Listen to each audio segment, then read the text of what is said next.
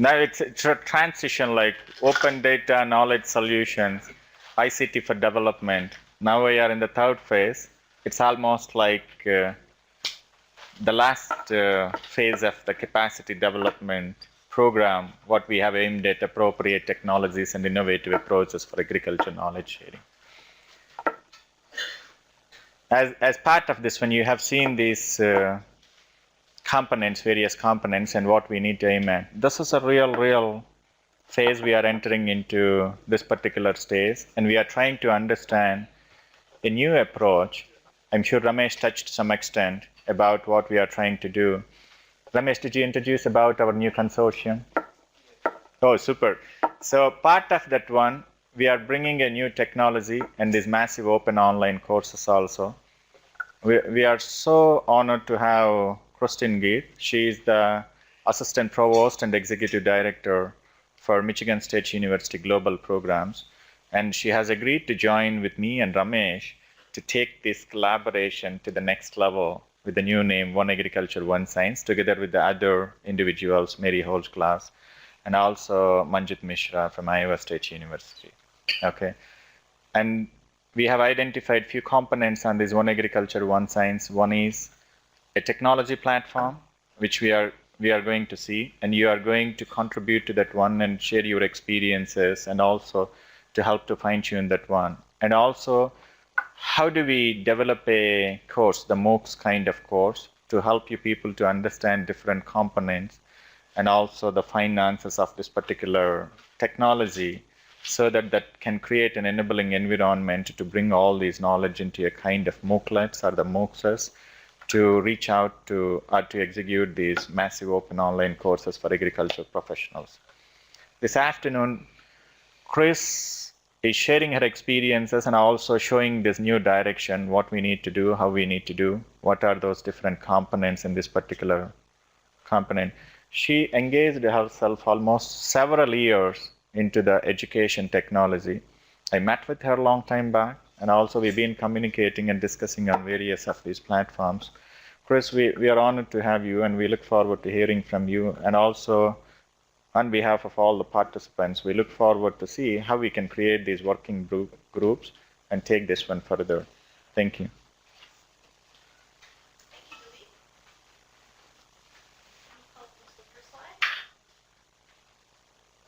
Or do I have to do it here? Okay. So it was great to hear Ramesh's summary of the University of Florida. MSU is also a land-grant university in the state of Michigan. We have about 55,000 students. We have over 30 online programs, also like the University of Florida, mostly at the master's degree level. Do I have to wear that? Okay. Mostly at the master's degree level. We have things like food laws and regulations, masters in food safety. We have packaging, supply chain management, things in professions like nursing and social work, education technology. We actually launched about 3 years ago now our first PhD program online. Now, when we say online, we mean not necessarily 100% online, never come to campus. Most of these people are working adults, as in Ramesh's programs, and we often have students come. These are mostly adult students working full-time. They're very high-quality students. They bring a lot of experience to the table, so there's lots of fabulous discussion and sharing and research. But they usually do come to campus in the summertime, like during a vacation time, like a vacation week. You know, they'll come to, we call it bookending. They come for a week to kick off the program, get to know the faculty and the campus, and then they come at the end, you know, to celebrate graduation, do some capstone experiences and so on. But everything in between, for the most part, across almost all of our programs, is online in a format where they're in a cohort and there's lots of online discussion. There are live webinars and live, you know, synchronous discussions with the faculty member, as well as many peer activities, you know, in groups. So we really try to create a very engaging, high-quality program. We don't have super high numbers. We have about 15,000 enrollments. That's not heads, that's enrollment, like registrations, to give you an idea. And most of the, I think the largest online program, degree program we have has about 100 students, you know, individual students in the cohort at any one time. But mostly it's 30 to 40 students. Sometimes it's 20, you know, it depends on the field.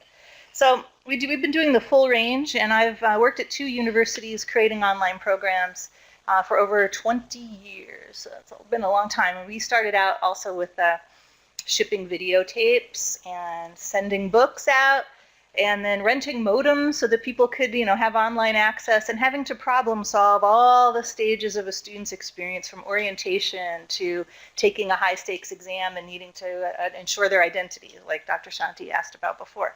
So lots of experience to bring to the table. And I think I've also worked for the last 14 years with a lot of extension people and agriculture folks. My background is business. I have an MBA and a PhD in higher education leadership and curriculum and instruction and administration. And my undergraduate degree is in art. So I have sort of a different way of looking at things, which sometimes comes in handy. So my observation about working with people that are on the farm or in the field of agriculture, wherever it is across the value chain, is that there's a lot of creativity and problem solving, right? You guys are great at problem solving. You have to. We're talking about food and livelihoods. So there's lots of talent, and there's many, many things that technology can offer to enable, part of your toolkit to enable more problem solving. So what I'd like to do is share with you sort of kind of one of the latest innovations. It's sort of, massive open online courses. I was saying during the break, it's sort of an American thing, right? The Ford car, the assembly line. It's like the American dream that everybody will watch, the 3 channels of TV, and that we'll all, speak the same language, and that we'll all have the same religion. It's like something that the American culture is about, massification. So it sort of appeals to the sort of how Americans see themselves. But that's just one way to use this tool. The tools that I'm going to share with you are really about catalyzing change and solving problems on the ground. It's really, don't get too carried away with the glamour of massive open online. It's great, and that's an important aspect, but it's not the only way that you can use it. So I hope to shed some light on it today. Today is kind of an overview where I'll be sharing some concepts and some experiences, and tomorrow's an actual workshop where we hope to actually get a little hands-on if we can. And I'm curious, how many of you have some sort of a tablet or smartphone with you in the room, or a laptop? Almost all of you. Okay, so we could pair off if we didn't have something, or maybe we can be in a different room, because I think we can we'll be using some of this technology tomorrow. All right, so let me just give you a big picture. Before I start, if we could turn the lights back on, have a pen. We're going to go back to some old-fashioned chalkboard stuff on the paper over here. And before we start, it would really be helpful for me, since this is my first trip to India and I haven't worked in this culture, to help me understand how you're thinking about things. I'd like to make a list of what you think are the benefits of massive open online courses and the deficits. What's good about it? What's bad about it? And we'll just make a list over here on each board. And then as I'm talking, I can refer back to it. And then let's see where we are at the end, if we've come up with some new things or crossed some things off. How does that sound? You guys with me? You've all had tea and coffee, so you're ready?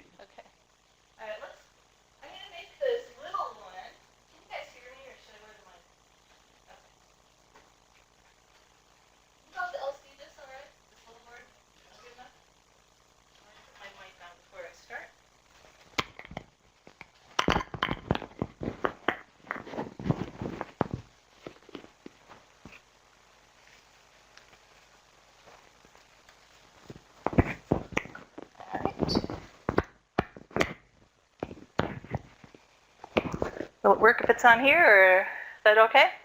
All right. All right, let's make this smaller one the benefits. So these are the pluses of MOOCs. I'm doing this now before I even define it, right? Because I want to kind of understand what you're thinking about it. And let's make this big one the minuses of MOOCs. And who would like to help me start off the list? I'm just going to go around so you can start thinking about what you want to put up here. Would you like to start? What do you have for a plus or a minus?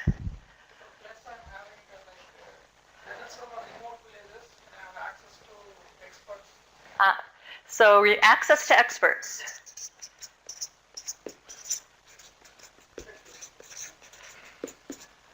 Okay, thank you.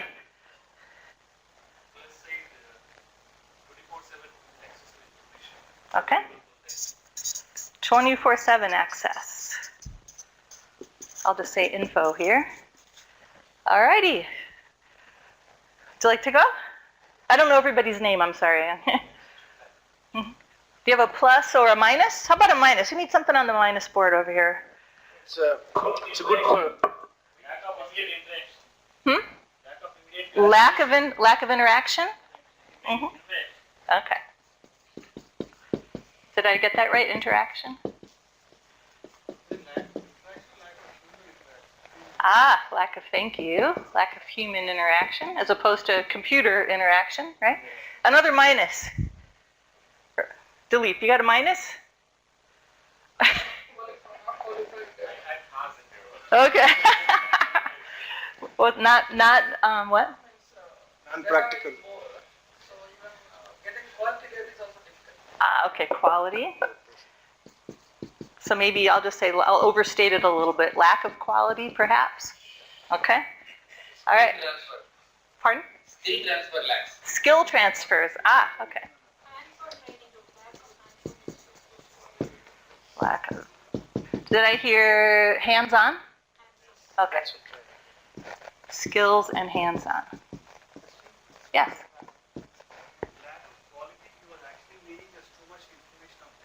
Oh.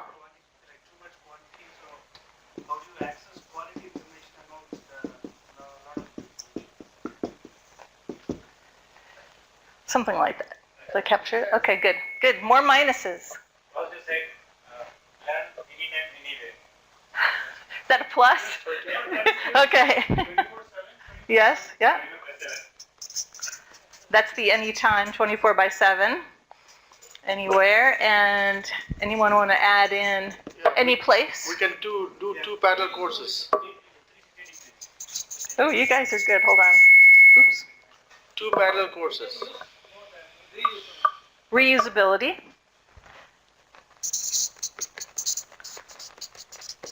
Depending on the copyright license, correct? And there was something, another one. Then there is more interest, then only he approaches in the first. A what? When he is interest, he approaches the Oh, like the self-selection? Self-selection as a positive thing. Okay.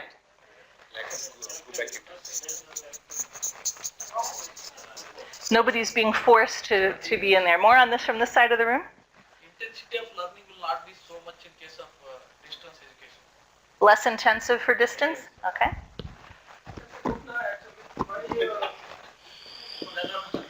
Oh, I can see we're going to have some good controversy in this room. That's good. Hold on. Less intensive. Over here? What kind of opportunities?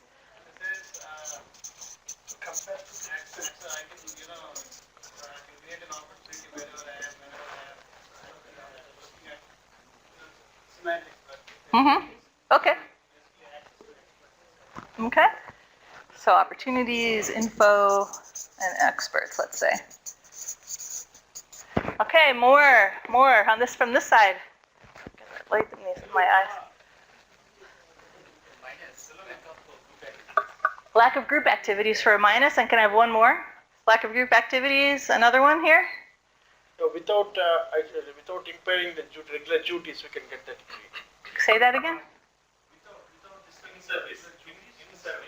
In service. Oh, is that a plus? More in service? Okay, so this is. I knew I shouldn't have done two. Lack of, what was it? Group activities, thank you.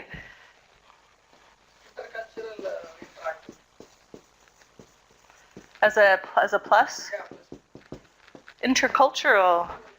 I can say, shoot, you guys are so positive. I should have had a bigger thing for the plus. Yeah, you are. I can always get a second piece of paper. Any more negatives?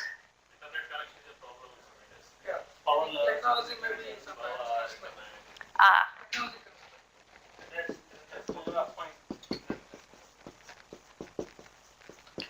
That's kind of like a lack of access, maybe, right? If they don't have access to the tools. Mm-hmm.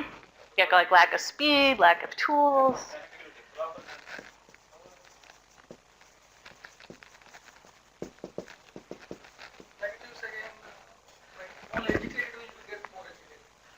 That's a negative? Oh, only the educated get more educated. Actually, that's a big, you probably, in the press, that's a big criticism of MOOCs. It's like, well, you're not getting anybody new. You're already appealing to people with degrees, you know? It's a niche market, so what? Yeah.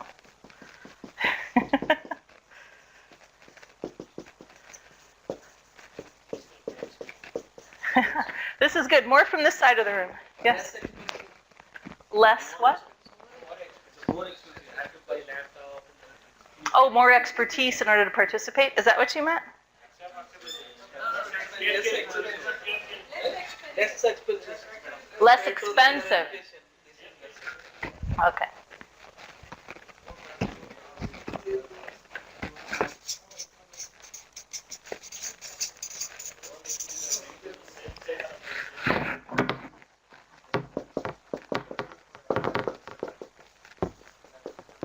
Somebody said over here, no transport costs. That's a big part when you do costs. I used to do activity-based costing, comparing different forms of delivery, and this 24/7 in this any place was a huge cost savings, you know, when you really look at it.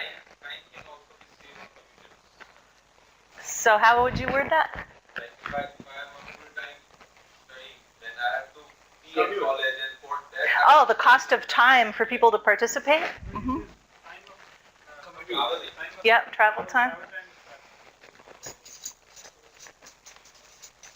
Well, there's travel, but there's,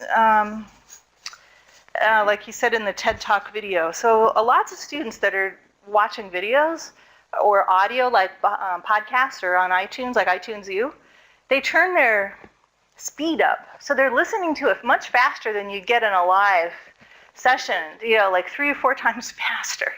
They train their ear to do it. I used to know somebody who was deaf who would use a reader, and yeah, he could listen to things much quicker than I could ever say them, you know. Reading would be a different story, but so yeah, it's the opportunity cost to learn in the first place, I think, is maybe what this is. So I'll let you in on a secret here. So my PhD was from the University of Nebraska-Lincoln, another land-grant university. And since 1994, they had the degree program that I finished, my doctoral degree, PhD, online. So all my courses were online. I went to the campus for a summer session for 3 weeks. I went to the campus about a dozen times to do my research. I did it with the EdPsych department. I actually did an activity-based cost study. And you know, I learned like why, you know, as a teacher online, as a creator of hundreds of courses with faculty online, and as a student myself, you know, I could finally appreciate, you know, service, customer service, different pedagogical approaches, different course designs, what worked well, what didn't work well for me as a learner, the whole social aspect. I learned so much by doing that. But it was harder as a distance student because I had to be more proactive, right? I couldn't be a consumer of my learning. I had to really, you know, go out there. But why did I do it? Because I had my daughter, who some of you have met, my daughter Kelly, who's 17 now, was about 2 years old when I started the program. And I also worked full-time at Rochester Institute of Technology. There is no way I was going to go to a class 2 or 3 times a week from 6 to 9 at night. I would never see my kids. How would I get my work done? So I worked, you know, midnight to 2 in the morning, 4 o'clock in the morning, you know, whenever I could squeeze it in on the weekends, while my kids were at the soccer game. Anywhere I had access and I had time, I could do it. So it made the opportunity cost, all these benefits that you talked about, that's what enabled me to finish my PhD. It took me 5 years, and I'm really glad I did it, and there should be more online PhD programs, especially for people in our field, right? So we can walk our own talk. So anyway, these are great. Any more negatives, and then I can start sharing some things, and maybe we'll go back to these lists and change them up a little bit. Any more negatives somebody wants to make sure I get up here? Technologically what? Like podcasts and all kinds of things could be overwhelming. Mm-hmm. Yeah, this has to do kind of with the more tech expertise. Overwhelming options, maybe. I would say maybe, you mean that for students and teachers? Dynamic. Oh, that's a good one. Yeah.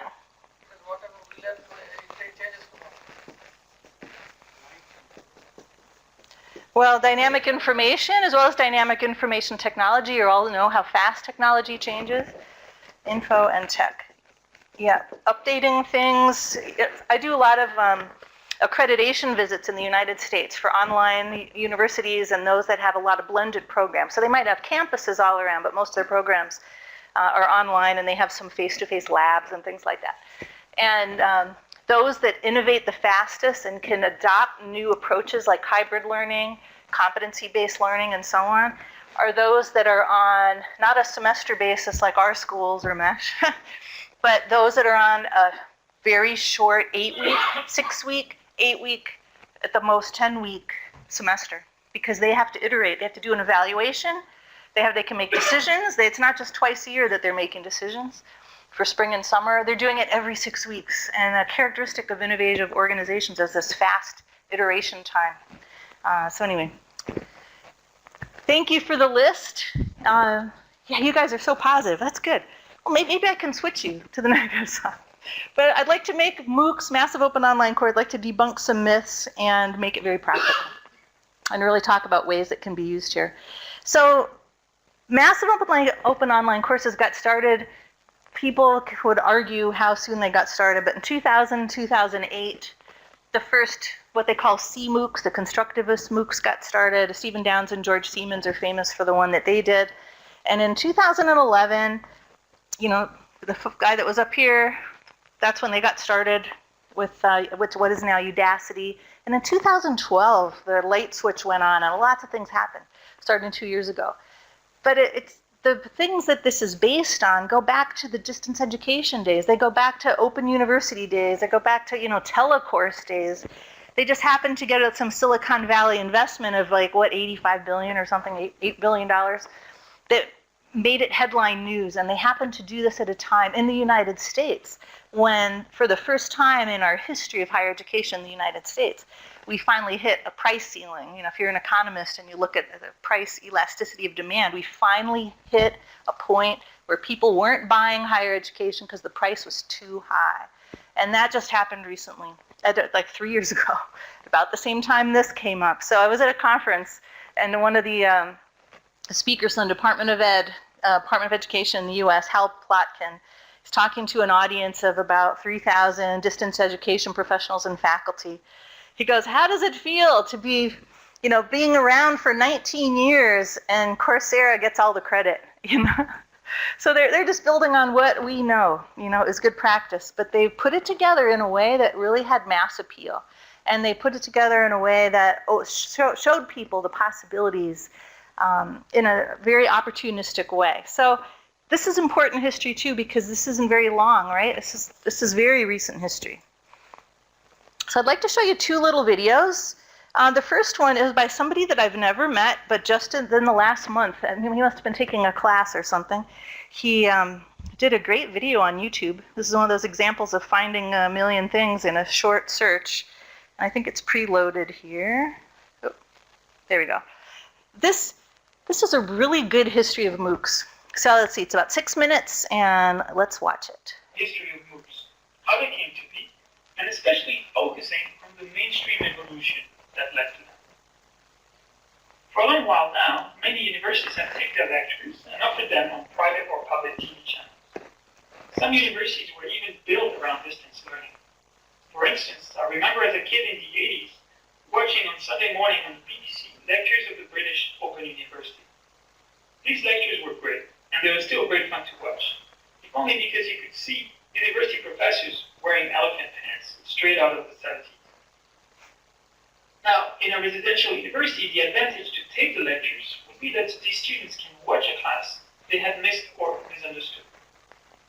At some point in the 2000s, this transitioned to the web. Students could now watch classes on demand with extra convenience. But with the transition to the web, professors had now more flexibility and could do something new. They could post handouts on the website, for instance. This is a form of blended learning. Or, if they had recorded the lecture 1 year, say in 2005, in 2006 with a new lecture, they could put the old one, the 2005 lecture, online and decide to manage the class time differently in their new live lecture in 2006. Instead of covering the material like they've always done, they could start assuming that the students had already watched the material and hold more interactive discussions and challenge the students in class. This is called flipped teaching, where the goal of the instructor is to make face time with the students most useful to them, to try to engage them in active learning. At the same time, if the lectures were already recorded, it also opened up the possibility of sharing all their material with the world. Why not do it? This was done by MIT with open courseware, where they started to offer freely their regular lectures online. Starting in 2011, it became easier to date things because developments focalized around Stanford. Some professors there realized that their lectures that were available online for the world actually attracted a huge audience in the tens of thousands of students at massive scale. They decided to create their own startups. Daphne Koller and Andrew Ng started Coursera, while Sebastian Kuhn started Udacity. However, unlike open courseware, these companies started offering certificates and raising large levels of venture capital funding. $85 million for Coursera. I thought it was American brilliant. universities sent a real threat there, mostly the certificate. Suddenly, you could buy for hundreds of dollars and hard work what usually required $40,000 in hard work. As a response, Stanford started Class2Go, and MIT started edX. edX was set up as a non-profit startup, and quickly, Harvard, Berkeley, and a bunch of other major schools joined them on the portal edX.org. Stanford even decided to drop Class2Go and work with edX, since their software was open source and available for anyone to use. You can see them at Stanford Online. These are universities that compete on everything else, but there they collaborated and injected money at levels that matched the venture capital funding. So the situation at this stage is that Coursera is the major MOOC portal that has agreement with around 100 universities. Facing them, there is an unusual alliance of the world's most famous universities trying to counteract Coursera's dominance. In addition, a bunch of other initiatives have been started in 2013, mostly divided along geopolitical borders. Future Learn in the UK, iVersity in Germany, François Université Numérique in France, Miranda X in Spain and Portugal, and Latin America, and EdRAC in the Middle East. Now, is that the whole picture for MOOCs? No. This is only for so-called XMOOCs, the large-scale classes. In parallel, and even starting in 2008, a whole different type of MOOCs called CMOOCs was developed. The emphasis there was not on the scale, but rather on the C, which stands here for connectivism. I'm utterly unqualified to exactly define what connectivism is, but let me try to pass on my understanding of it. In some ways, XMOOCs push contents to the student, generally in the form of video. I intentionally put the video side above to emphasize that it flows from instructor to students and that the students are left on the forum to discuss. Connectivism, as I understand it, highlights the other direction. In a CMOOC, the instructor should also actively pull the best content and ideas from the students and integrate it in the course content. In fact, this process should be as decentralized as possible. This means that the content aggregation, production, and integration should also be done by the students, but they should get assistance to help their learning. For instance, they should be helped to make the important personal connections with each other so they can build the content collaboratively. They should also be helped to connect with external sources, as it's unlikely that all the necessary information resides within the class. So I have now presented to you both CMOOCs and XMOOCs and tried to clarify the distinction between them. Many people try to blend the two models, taking the best out of both types. I find myself that the distinction between pushing content in an XMOOC and pulling ideas in a CMOOC helps me, but that distinction helps me a lot to think of MOOCs and where they should be going. I got to meet this guy. Is that a good explanation or what? Did that help? How many of you have been involved in broadcast media for teaching and learning? So radio or television. Yeah, I guess those would be the biggest examples. Anybody doing those things in the past? Okay. And then how many of you are doing more social media things, more interactive things online? Computer, media communication, threaded discussions, synchronous events, Adobe Connect. How many of you have experience doing that in teaching and learning? All right, so I thought his explanation is very good for describing what are called CMOOCs and XMOOCs. It's not typical language, but I think it's useful to understand. And now the connectivism piece of it, which got started first, this is an explanation just about that. So XMOOCs are the big, massive broadcast style that is becoming more and more interactive as they add computer adaptive learning and gamification. Those are very expensive options, but they become more reasonable when you're reaching 100,000 people. And learning analytics are all ways to improve the learning, but it's still sort of based on the broadcast of information, usually through video, as he described. CMOOCs are different. CMOOCs are more like social media designed for learning. CMOOCs are enabling individuals to discover knowledge and then teach it to others. CMOOCs are more like peer-to-peer interaction and peer-to-peer review, peer-to-peer feedback. And again, these aren't like mutually exclusive flavors. These are big categories of options that you can use using technology to design solutions that work for you. So this video, this is about 4.5 minutes, and this is George Siemens describing CMOOCs. Response to the challenges faced by organizations and distributed disciplines in a time of information overload. It used to be that when you wanted to know about something, you could do a few things. You could ask someone, you could buy a book, you could try to figure it out for yourself, or you could call a school. If that school offered the course and the thing you were trying to figure out, you could go there and take it. You could get access to information about a topic. An instructor would comb through journals and books to pull the information together from a library. You might even find others who are also interested in the same things that you are. The MOOC is built for a world where information is everywhere, where a social network obsessed with the same thing that you are is a click away, a digital world. A world where an internet connection gives you access to a staggering amount of information. This video will introduce you to how a massive open online course is one way of learning in a networked world. A MOOC is a course. It's open, it's participatory, it's distributed, and it supports lifelong networked learning. In one sense, a massive open online course is just that. It's a course. It has facilitators, course materials, it has a start and an end date. It has participants. But a MOOC is not a school. It's not just an online course. It's a way to connect and collaborate while developing digital skills. It's a way of engaging in the learning process that engages what it means to be a student. It is, maybe most importantly, an event around which people who care about a topic can get together and work and talk about it in a structured way. So the course is open. All of the work gets done in areas accessible for people to read and reflect and comment on. The course is open in the sense that you can go ahead and take the course without paying for it. You might pay to get the credit through an institution, but you're not paying for participating in the course. It's also open in the sense that the work done in the course is shared between all the people taking it. The material put together by the facilitators, the work done by the participants, it's all negotiated in the open. You get to keep your work, and everybody else gets to learn from it. The course is participatory.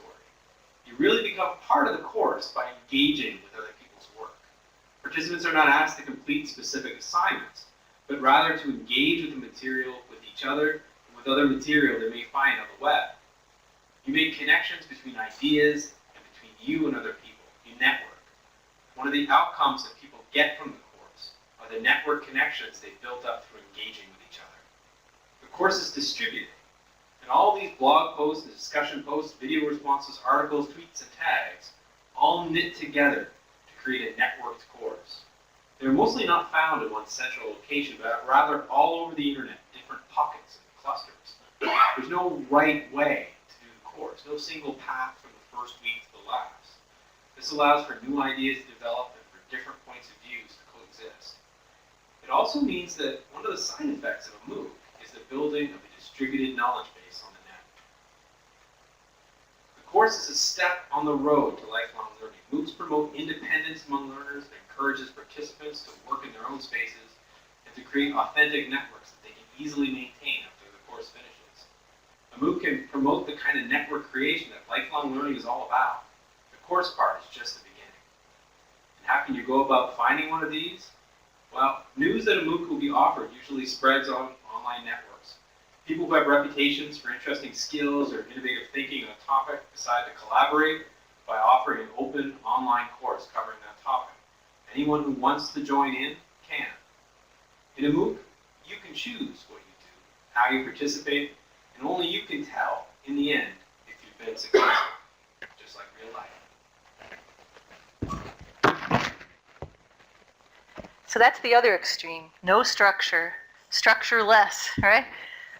There's room for all these options. These are all choices that you make as the teacher or the facilitator or the leader. The tool doesn't dictate what you're going to do. Massive open online. Let me go back to my slides. Okay. So the tool, the technology, doesn't dictate whether you have a totally wide open, connected, social media type experience, or whether you have a structured experience. It's more like a traditional classroom with assignments and quizzes and tests. All these things can be supported by the tool, and everything in between. And that's why it's so fascinating and flexible. It's been estimated right now, and these are sort of 3 clearinghouses that I'm aware of. There may be more. There are about 2,500 MOOCs that exist right now. Just think how fast that came up, since things really didn't get started till about 2012.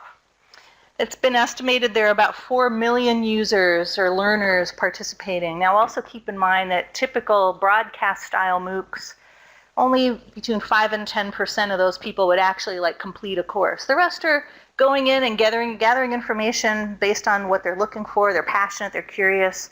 They don't want to finish the course. That's not their goal. It doesn't mean they didn't get anything out of it. It's just they didn't want to participate all the way. So there might be 4 million users, but from a university perspective, we say, well, there's only a small number that actually completed, but that's still a big number that got the certificate or the credit. But these are some places that you can go if you wanted to look up. Now, one thing I haven't done recently is gone to these 3 places and typed in the word agriculture. And I'm curious if there are more things going on in agriculture. And maybe tomorrow we'll have an opportunity using a new tool called Apropos to actually collect some of those resources together if we can pull that off. So we actually have a more interactive session. Now, let's talk about some common features of what I call the product. So massive open online course. Massive. What's massive? It depends. We had a massive open online course design that we had 400 people in. That's not exactly massive, like 160,000, but it was, considering the topic was urban agriculture and we were just getting started, we were pretty happy with 400. The other, so massive is all contextual. Open, okay, what's open mean? Usually means open access, meaning anybody can sign up at any time, no restrictions, no prerequisites, you can just show up.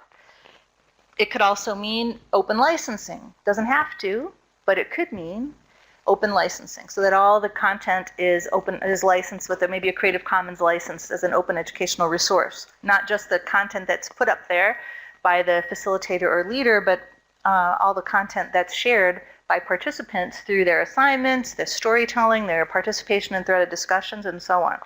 So those are the 2 O's, massive, open. Online goes without saying, not necessarily just online on a computer screen, but could be online on mobile.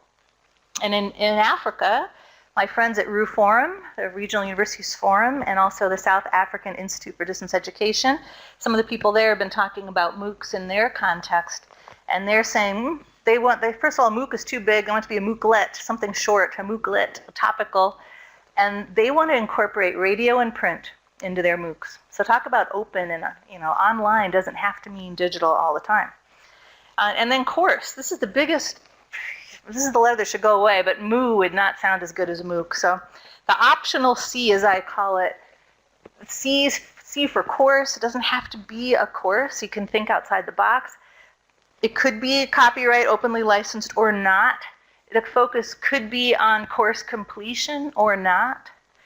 Like he said, it's up to you if you know whether you finished or not. It's kind of come and go. That's one design. And then credentials. It could be credentialed or not. So I'll share with you the way we think about this as an institution at MSU, and it might inform your own thinking about how you can use it. So these are the common features of the product. MOOC, Massive Open Online Course. The C is optional. What's more interesting, I think, is the common features of the market. Okay, so yeah, Udacity's a piece of software, Coursera's a piece of software. Not really. Their software is not all that interesting. There are some interesting things you can do with it, with learning analytics and adaptive learning environments and gamification, but that's not really what's going on here. How did they get $8 million in venture capital fund? Because of this, these brand alliances. And this is why the One Agriculture, One Science Consortium is so important. Because unlike what, Siemens made this, George Siemens made that last video about almost 3 years ago, when these things were new, and there was lots of buzz and people were signing up just because they wanted to see what it was like. It's not like that anymore.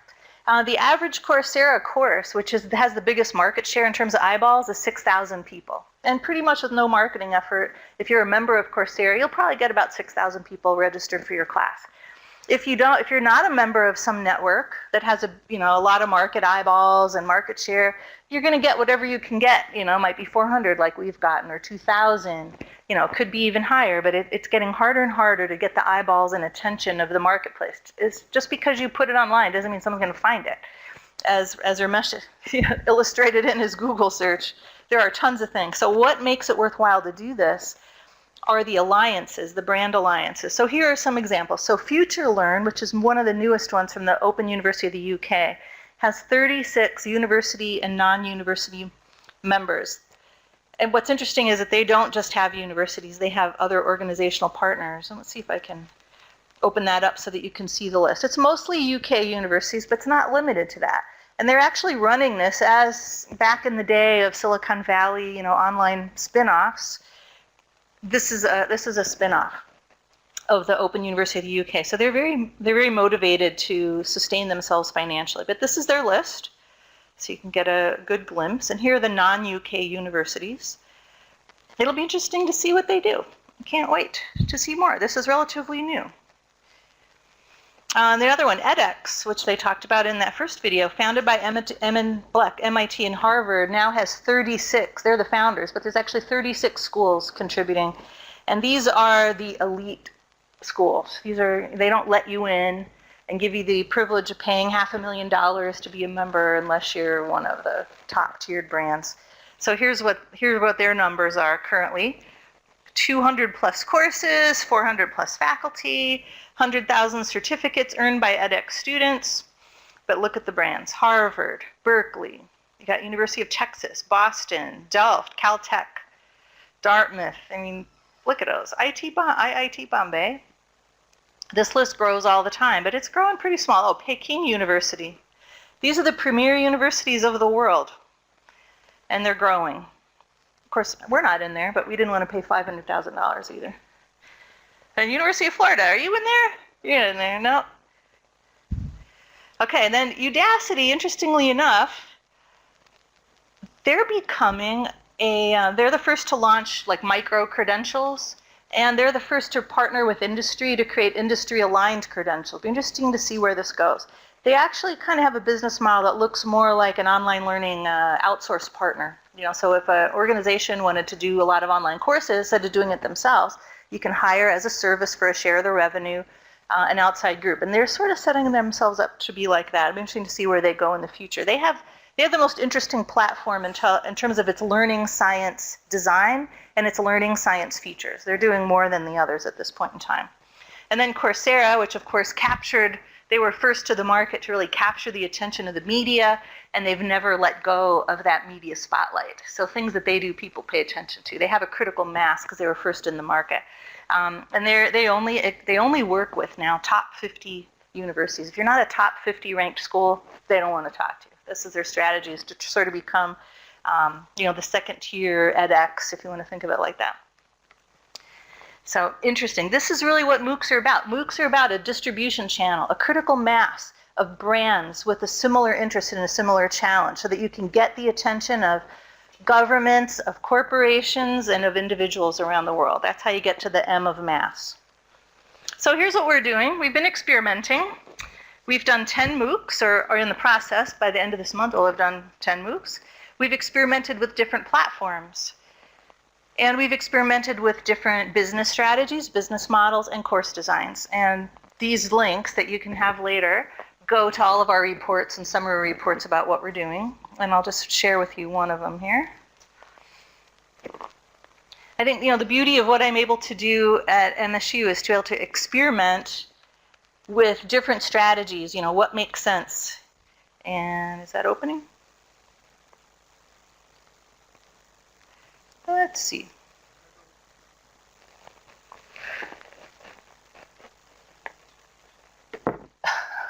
Warning, an MSU file might not be safe. Okay, so here's a summary, and this is freely available on the web, of what we've been doing. The first one we did back in 2012, that's the one that had 400 people with urban agriculture. We were really happy with that because we had something like 38 countries, and people we'd never heard of who were tuning in to participate, share their case examples of what they were doing with urban agriculture, and to learn about the strategies that we were sharing from the Netherlands project called Transform. Foundations of Science, that's kind of like a typical Coursera course in terms of it being a general education, integrated science, basic science course, instructor-led, had about 1,000 people. Food fraud, this has been a really interesting one and might inform what you're thinking about doing and what we're thinking about doing together for agriculture. Food fraud, we have arguably the world's expert in food fraud, like fake packaging, fake ingredients, those kinds of things. And he really wanted to raise his profile among corporations. And he's used a MOOC to do that. So he's offered massive open online course format, and most of the attendees are suppliers to big corporations who require their suppliers to be up on the latest information to mitigate against the risk of food fraud in their products. This has been a very interesting experience because they also had a really high retention rate. By the end of the course, we still had about 80% of the people participating. Now, the course is only 3 weeks with 2 synchronous webinars using Adobe Connect, and the rest is self-paced learning. So, it's a lightweight short course, very topical, and in a very dynamic field. But we learned a lot about how you could do things with corporations from that particular one. Thinking like a writer, totally peer-based, peer review, creation and peer review of writing, using some interesting software, understanding really how to break into that particular market and understand how to do peer things was very interesting there. We got a lot of variety of people from all over the place participating in that one. And one of the most recent ones we just finished was mega events. So if you were watching on television the World Cup, you could have also been taking a MOOC about trivia behind the scenes of the World Cup, the history of the World Cup, little known facts about the World Cup. We did the same thing for the Olympics. If you were watching the most recent Olympics, you could have been participating in a MOOC, learning about, how much money it really cost and what to pay attention to at the marketing and where the sneakers really came from and funny stories. And it's interesting in those, because they also had this television component, we had multiple generations of families participating in the same experience, a mom, a daughter, and an aunt or a grandmother, for example. So we had a few stories like that too. So we've learned a lot about what works and what doesn't, and we're learning, we continue to learn, and we're focusing our efforts now on the food space and the water space. So this is where we're going to be focusing our attention in terms of future MOOCs. And this is just to give you a flavor for the Foundations in Science class. This is for undergraduates. The Food Fraud MOOC, this is a link to it for corporations, and then the Global University. Now, the Global University one's a pretty interesting example because the Global University is it's created around a set of innovation principles for things like the social innovations it takes in a big city like Hyderabad to grow indoors or grow in little known spaces, to grow in urban spaces. And there's Transform in the Netherlands worked for 7 years and did about 100 projects, and we took over the leadership of a group that they started that they named the Global University. So this is people in Sao Paulo, in Johannesburg, in Nairobi, in Singapore, in Detroit, Michigan, and Grand Rapids, Michigan, using these principles to accelerate the development of new solutions and new businesses in their regions, having to do with supplying urban food, for the future, making those plans. So it's coalitions of multiple stakeholders, government, policymakers, farmers, community members, educators, researchers. And we did a Global Food University one in 2012.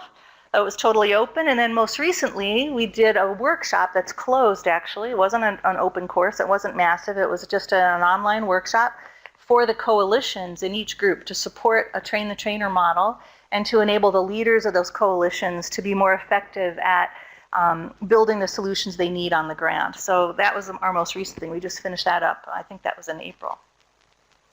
Now, so based on our learning, this model that we created about a year ago still holds water. This is how we look at massive open online courses. So we have the base level, which reaches the most people. Those are the lurkers or the observers, the people that just show up at the back of the classroom, listen, and then leave, come and go when they want to. Those are the most of the participants in United States ex-MOOCs are like that. Then you have people who will pay an additional fee, like $25, $50 in that range, to get a non-credit certificate of completion, and they're willing to do a little extra work to get that, maybe pass a test or take a series of quizzes or hand in an assignment. And then you have the credit students. So like the Foundation of Science course had MSU credit students taking it for 3 credits at MSU tuition, and also had non-credit people taking it for a certificate of completion for a little bit less work, and then all these participants that took it for just observing and kind of being a consumer, maybe participating lightly in the discussions, but not doing all the work at all that a credit student would do, right? So in order to accommodate these different pricing levels, because from free to MSU tuition is quite a big gap, we had to think about how are we going to set this up system-wise so that we can, in one event, in one class event, accommodate all these 3 different audiences. Instead of having 3 events, 1 for each audience, MOOCs enable you to reach all 3 of these audiences at one time in one fell swoop. And that's really, really helpful. That's how you accelerate, and that's how you get to massive impact. This is how we think about it behind the scenes. We had to figure out, how do you accommodate all these 3 audiences through our registration systems? How do we keep track of them? How do we get the information we need, whether they're credit or just observing? How do we handle the registration, payment, transactions, et cetera? And then how do we think about these credentialing options? And now MSU is still in the process of thinking about policies. Do we accept MOOCs from other places? What do we want to do about badges? There's all these credentialing things, but essentially this is our framework for thinking about it. We use regular customer relationship management, kind of lightweight profile information, sign up with Facebook and maybe add things to your profile if you're just going to be joining us, for whatever your personal purposes are. If you're going to engage on a level that you would receive a badge or a non-credit certificate, we want a little bit more information from you because we have to track that.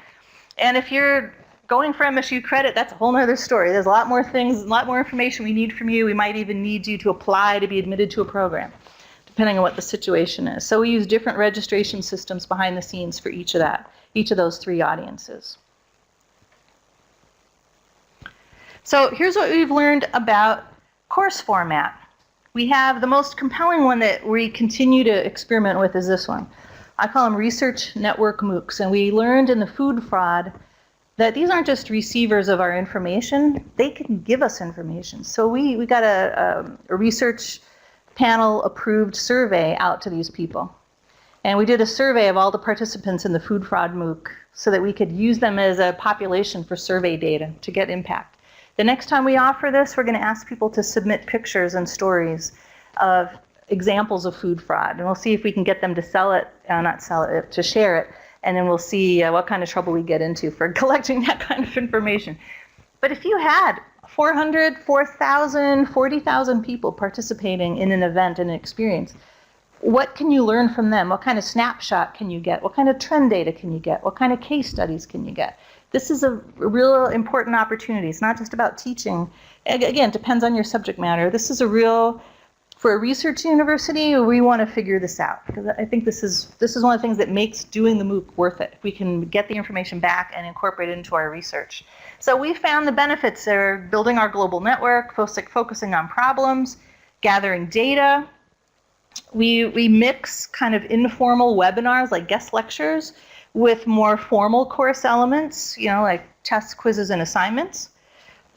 And using the archives of things as a resource and repurposing those in other programs and courses is an important piece of what we're trying to accomplish here. And then this is the more typical one. This is an instructor facilitated. This is more like moving an online course or short course to a massive format that accommodates all three levels of learners, the observer, the non-credit person, or the credit person. This is much more of a traditional way to approach it, but even here, these are some of the benefits that we've gotten from it. Global reach, building on knowledge and skills, using asynchronous distance learning design, thinking of it as both credit or non-credit simultaneously. And because it's instructor-led, this requires expert effort, subject matter experts to develop it, usually an instructional designer. And it requires, people to kind of man the panels behind the scenes, respond to threaded discussions, give people feedback. These cost a lot. In US dollars, this format costs between $30,000 and $50,000 if you add up all the costs of subject matter experts, instructional designers, technology people, platform. That's a lot, right? That's a lot of money. Now, if you get 160,000 people participating and you have all these other benefits, that's a small drop in the bucket for investment, but it's quite a bit. Okay, so in our experience, we found MOOCs to give us these four things. This is what we learned about them. Increases your reach and your influence, right? It increases your reputation, right? If you're going to type in your name or your subject in Google, you want to show up on the first page. Offering a MOOC will get you to the first page. We're trying to do more assessment, formal assessment of experiential learning. So we wanted to be known for the phrase, and in fact, you could type it in, you could tell me if we've made the rankings yet. Experiential learning assessment. One day, we're there like number 4 or 5. The next day, somebody launched a MOOC in the same topic, and poof, we're like on page 10 now. So that's not the only thing that creates your influence, but it increases your profile among people that are looking for people in your area. A MOOC is a great way to increase your exposure, just like blogging would do or something like that. So in addition to more traditional publishing and publication, writing, doing a MOOC gets you more publicity than you would ever get doing a professional development course or a face-to-face course like this. It's just the way the world works now. So that's been really important. We use MOOCs now as reputation builders for our key research faculty in their field. It's a different way to engage with corporate stakeholders. We've learned a lot from food fraud and from our urban agriculture that corporations, they like this. They like to participate. They like to share their knowledge. They like to not just be guest lecturers, but have people participate. This can be designed for multiple stakeholders. And we think it's very promising for conducting research, as I talked about before. However, we also learned that they're just OOCs. Unless you have a coalition, you're part of a distribution network, or you have an alliance of brands like edX or Coursera or FutureLearn, it's just like an online course. You put it up there, nobody knows it's there. If you really want to have all these benefits, you have to create an alliance to get any sort of traction or attention in the marketplace. It's just, otherwise, you just don't get it. So before I go on, I wanted to show you some options and talk about options for course design and sort of break the mold a little bit. But before I go on, let me ask some questions first. What kind of questions are popping up in your head just from what I've shared so far?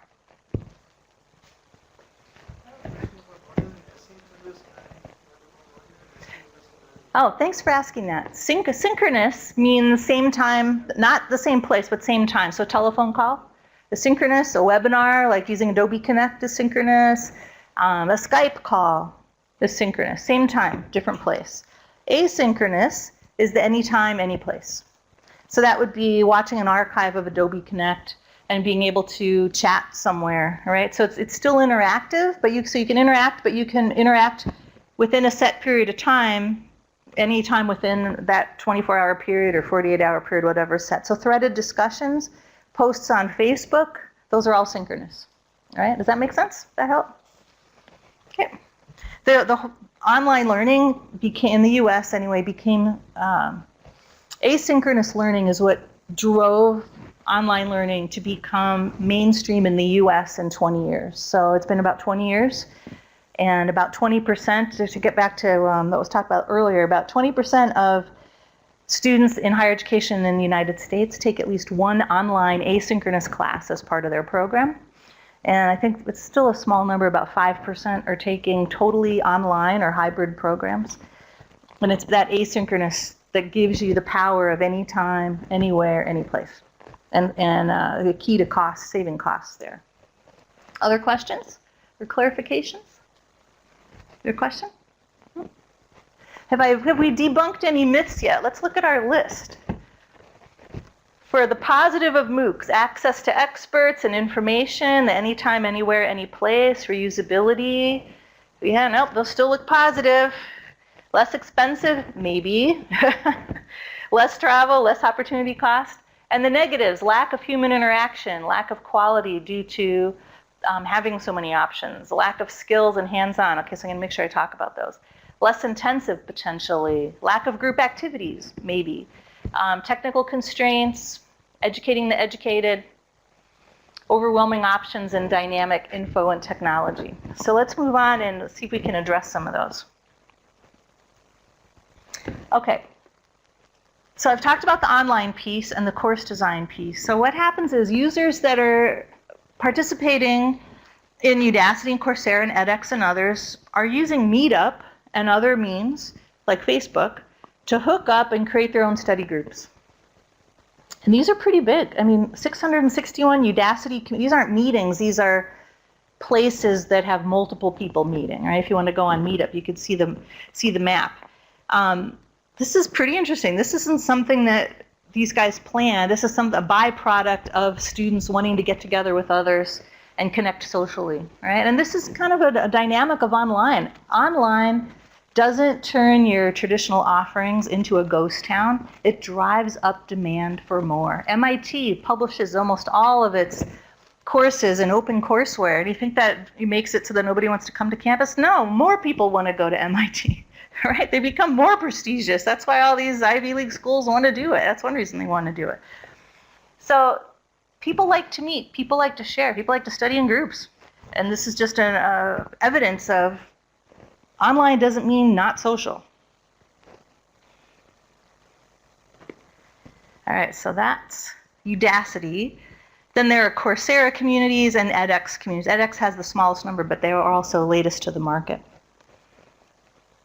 Okay, and I find this one interesting, learning hubs. This is something we should think about for One Agriculture, working together. So Coursera, the biggest brand, goes to the State Department one day and says, hey, we wanted to have more international reach because most of our students are in the US and India. We want to go to more countries. Can we create a partnership with you so that we can do things together and you can provide this space to get people together to meet? So these are some of the organizations that are providing, by design, space for Coursera meetup groups, essentially.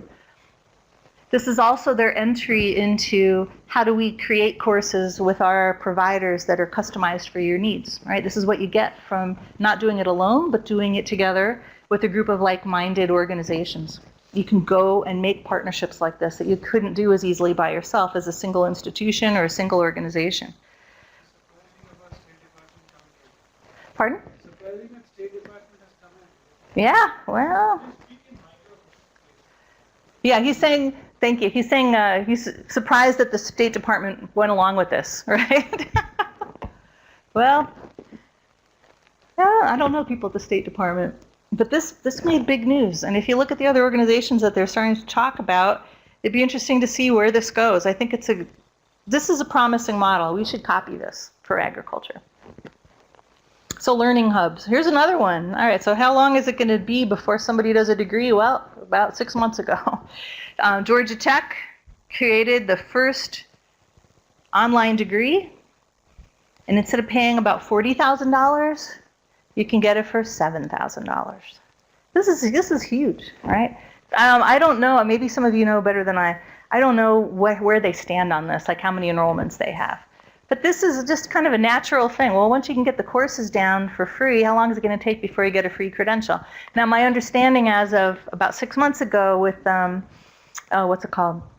There's the Open Education Resources Foundation, and now there's the OER University, right, where you can take OpenCourseWare for free. You can use WikiEducator to learn things, and then you can get assessed by schools like University of Southern Queensland to get a credit from them. But they weren't getting as much demand as they thought among their audience. They were trying to figure out what was actually working. Do you know the latest on that, Ramesh? Have you heard anything? Yeah. So I don't know where these folks stand with this $7,000 degree option. You do have to apply to the school, and they do have AT&T as a corporate partner. Again, another great kind of a promising model. If you align with the needs of industry and you make them formal partners, how far can you get? They've agreed to screen the people to finish this program for potential hires at AT&T. That's a great draw. That's a great pull for people. And in the US, we're trying to solve workforce development problems, right? We're trying to train millions of mostly adult, first-time college students with a bachelor's level education, and they don't have $40,000, and there's not enough financial aid to go around. So how can we reduce the cost to $10,000 or $14,000? So these are some of the solutions in the US that are becoming popular experiments. It's too early to tell. Will they really have an impact? Will they work? Are they high quality or not? I suspect I know the answers, but yes, it is a great promise. And if you combine this with competency-based education, is that a term that you use here? Vocational competencies are like accessible statements of skills that you can observe, or knowledge that you can test, or behavior, that you can watch. There's a growing adoption of competency-based approaches in instructional design and business models for assessment to drive down the cost to this level. And so far they're down to about $14,000 equivalent for a year, but not by teaching and not by measuring somebody's degree by how much time they spent and how many credits they accumulated, but by being really good at assessing their knowledge, their skills, and their behavior, and credentialing that, and basing your credentialing on the quality of that assessment. So there are about a half dozen institutions in the US that currently do that. They've been doing it for 40 years, and now combined with online asynchronous learning techniques, they're able to offer more and more full degree programs. The University of Wisconsin's doing it with their flex option. Northern Arizona University is doing it with a general education degree. Southern New Hampshire is doing it for a general liberal arts and a business degree. And then the forerunner that's about a dozen years old now in the US is Western Governors University, that invented this model called direct assessment in the US. And it's an approved, accredited format that's being adopted. That's how. And aligning it with corporations. This is a winning formula to think about for agriculture as well.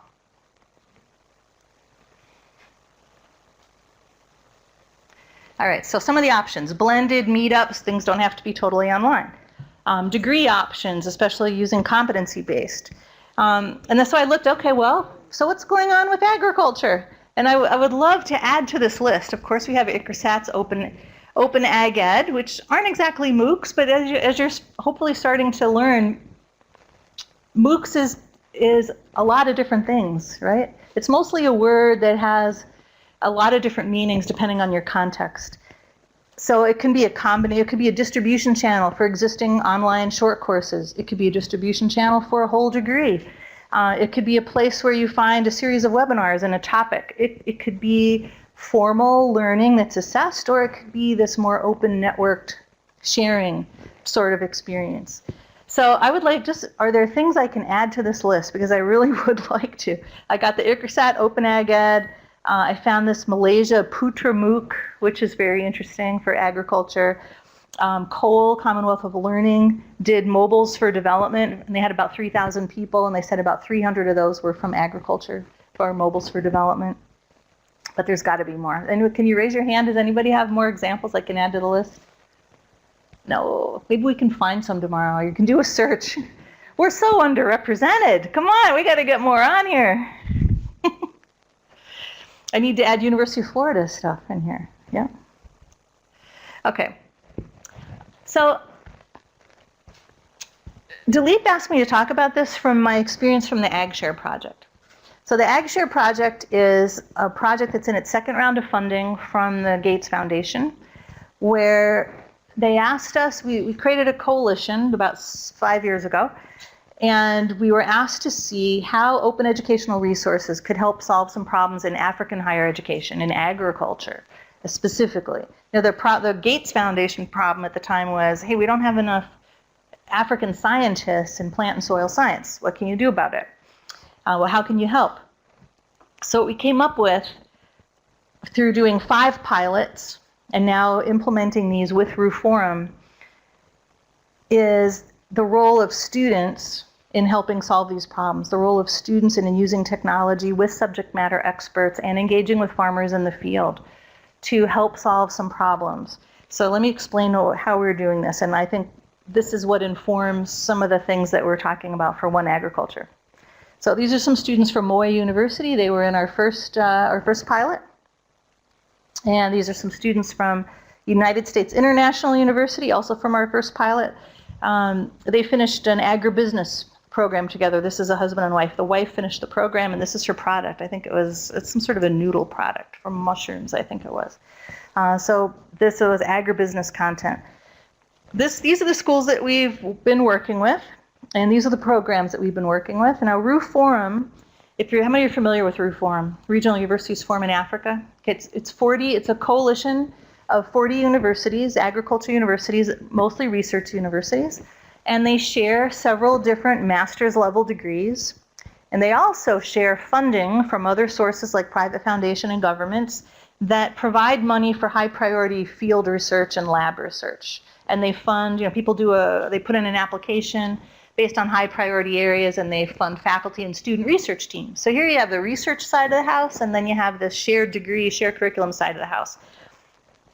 The AgShare method is a capacity building for faculty and for students, where the students, in addition to doing their thesis research in the field, are also trained to do digital storytelling, simple digital storytelling, just to be proficient, not to be master's level experts at video, taking photos, recording audio, and compiling those in essentially illustrated case studies that can be used back in the classroom. So here you have the gap that was defined was the lack, in the African context, was lack of local science and field examples that would illustrate what's going on in the classroom, in the curriculum. So while they're learning the theory, they really need to know some local examples of mastitis, for example.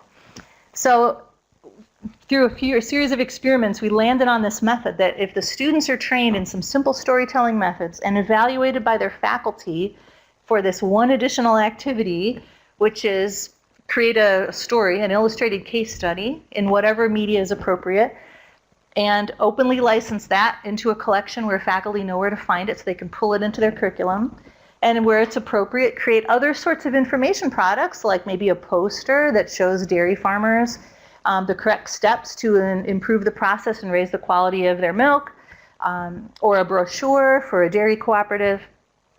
Those are the kinds of things students can create that are extension materials and course materials in this cycle that's totally sustainable, because you're not having to pay subject matter experts $30,000 to $50,000 to do a whole, big thing, a whole online course, but you're creating through student work, faculty reviewed, decent quality examples, which is what they really needed, right? Local examples. So these are the schools that are experimenting with that. This is a combination of some policy, changing expectations of students, and a lot of skill building among faculty and students, and then enabling it to be shared across a network. So that's why our second round is exclusively with the 40 universities at Ruforum, particularly a certain set of skills, to see if we can combine the research activities and those outcomes and integrate those cases and illustrated examples in the actual curriculum that's shared across multiple schools.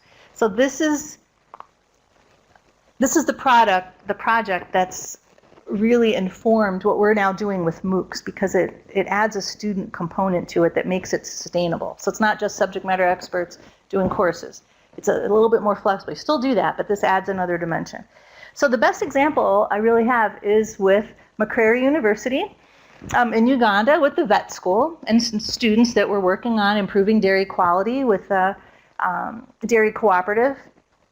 And they had to do their thesis work, and they had to do the sampling and the quality testing. They had to look at the procedures of the farmers and figure out what were they doing and what could they do to improve the quality and reduce infection, and what would they need to do to raise the volume and the quality so that they get a high price on the market. That was the problem that they had to solve. So while they were solving that problem and doing their thesis work, they also did these brochures, and several case studies from the agribusiness perspective and from the veterinary perspective that ended up as open resources in print and in video. And actually they found the video to be the most effective. And then when these were evaluated in terms of learner quality, this was a dynamite experience for students. This was very powerful. Asking them to create these materials as part of their experience really superpowered their own learning and created these sort of by design byproducts of the process that teachers could use in the classroom. So we didn't use MOOCs at the time when we first did these experiments, but this project goes on through this June. And 2 of the MOOCs that we're launching this September from my group are designed for the AgShare project. And they're to scale up the skill building of graduate research students in not only their research skills, but their digital storytelling skills. So we'll be rolling it out this month with our AgShare project partners and others, because we're also using it in a different project that I'll talk about. So when I make these slides available, you can go and look at the results of the AgShare project. I'll see if I can open this link now. The materials from the first round are published. It's not a whole lot, but it's because we only had 5 schools and 5 projects, but this is where you can find them on the website of OER Africa. They're all openly licensed under Creative Commons license. So you can, the growing collection. And now Reform has a repository where these and the future materials of things are being created now will go into. So this is a method that whole systems can adopt. We also have the AgShare Toolkit, which is the how-to piece of the capacity building for students and faculty. This is now the content of the MOOC in digital storytelling. And then if you really want to dig deep and see some documented examples, we had a special issue of a journal that was published about a year ago, and every participant in our first round of 5 pilots wrote a paper that's in there that really details exactly what they did, it links to their resources, what didn't work and what did work.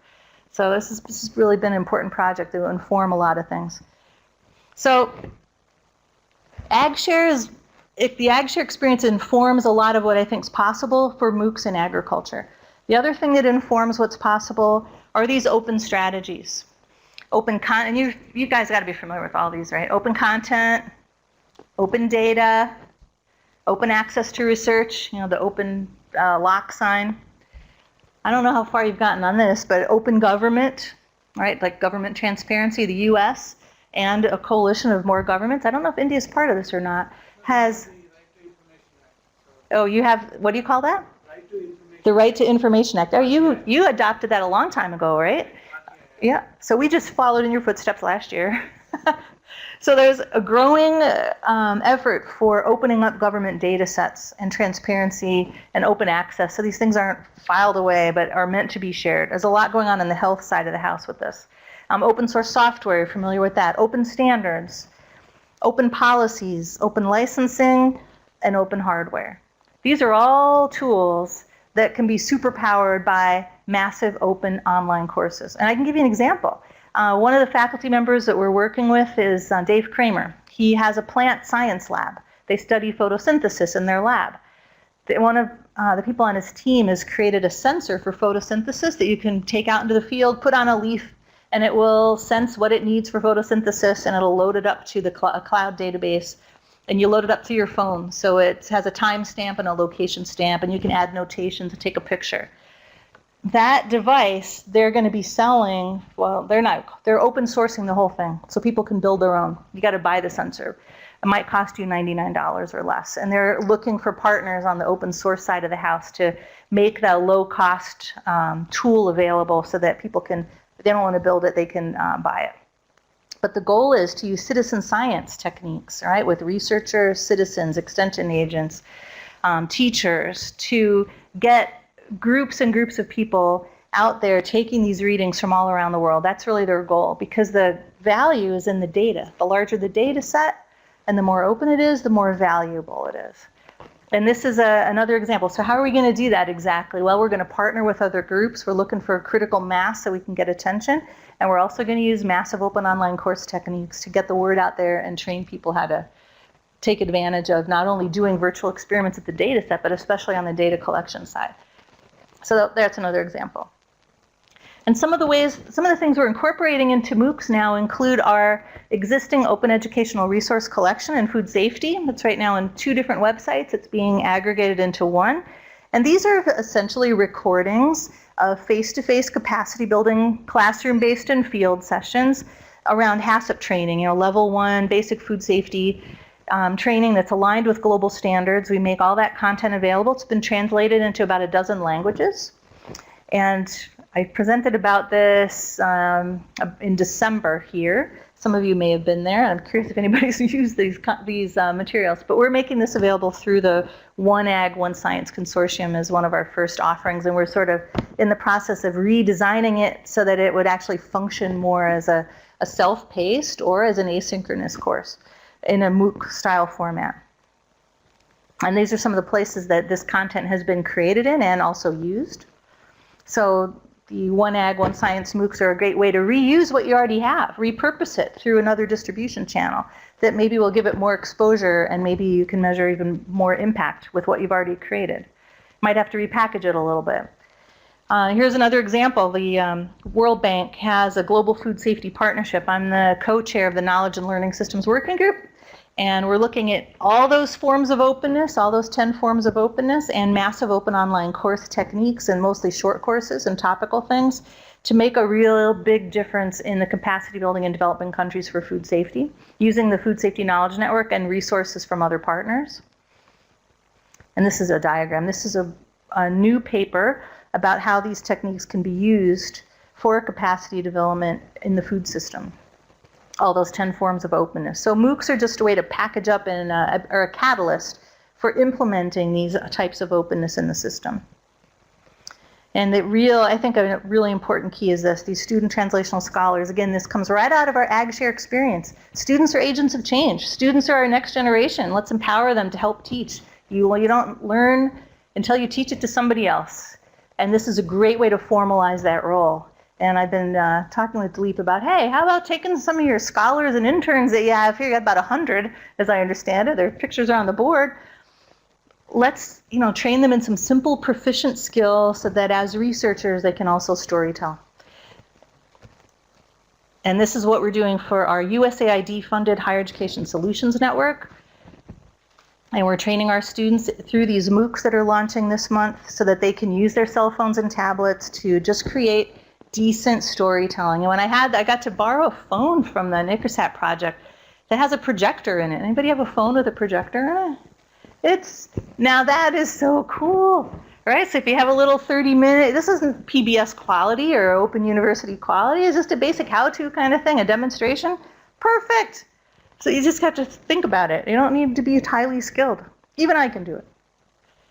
And these are some of our students. They use Facebook to organize themselves, and they love doing this. This is natural. It's a natural for students to do this. So we're trying to make sure there's one translational scholar on each research team in this project. So from gender to ICT for D, to the workforce development and training, to the food system folks, we want to make sure there's at least one trained student in each group. And we're looking at creating a badge in partnership with others. So when students put this on their resume, it stands for something and it's recognized beyond just something they did for this grant or something they did at MSU. But I think over time, this could be, in the medical field, it's known, this word translational scholar is a known term on medical research teams. This is the person that makes the research translatable to other stakeholders, and we need the same thing in agriculture. So that's really our model, as from the health side of the house.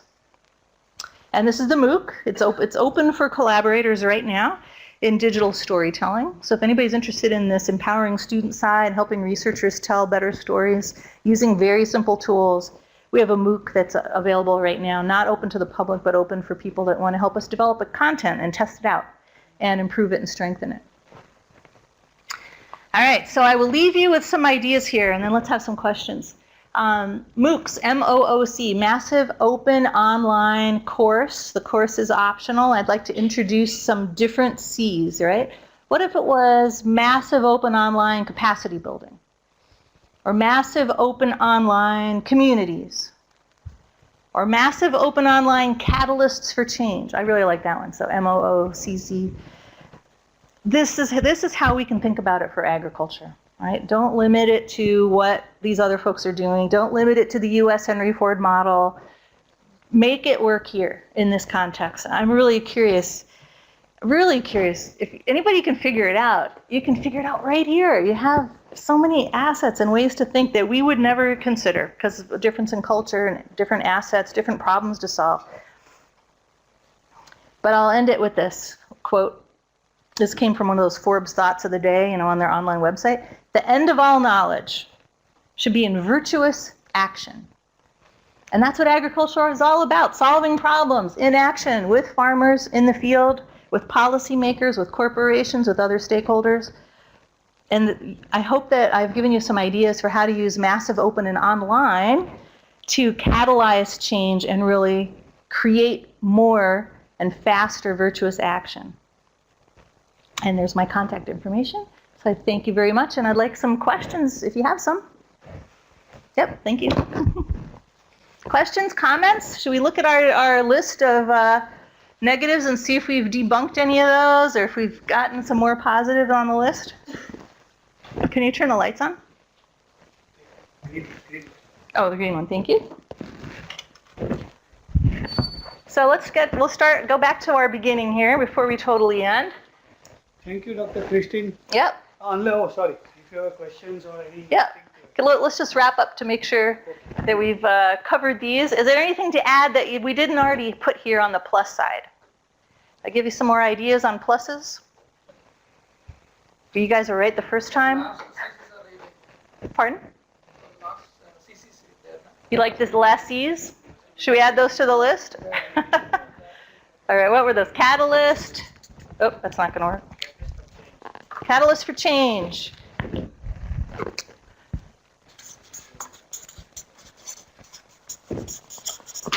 Alrighty. What were the other C's? Capacity building and community.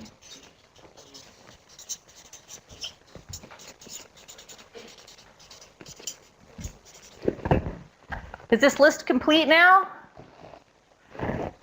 Access to experts, access to information 24/7, anytime, anywhere, any place. Reusability, we didn't talk a lot about that, but the open licensing brings that.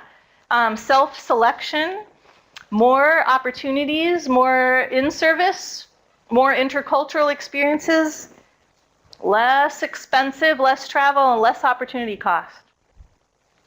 Did we pretty much capture it? The pluses for MOOCs? All right, let's go to these negatives. Do you still think that MOOCs suffer from lack of human interaction? Yeah? Okay. Except for things like the Meetup groups and the Coursera hubs, where that's more of a blended model, but it could still suffer from it. Do you think they might still suffer from lack of quality due to just too much quantity? What do you think?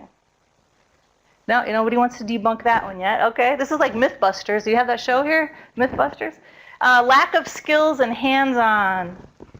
What do you guys think of that? Farming is a lot of hands-on. Agriculture, a lot of hands-on. Food processing, a lot of hands-on.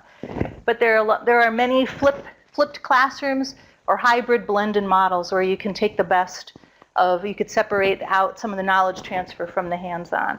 But I think with these little phones with projectors, you've got more ways than ever to demonstrate hands-on tools.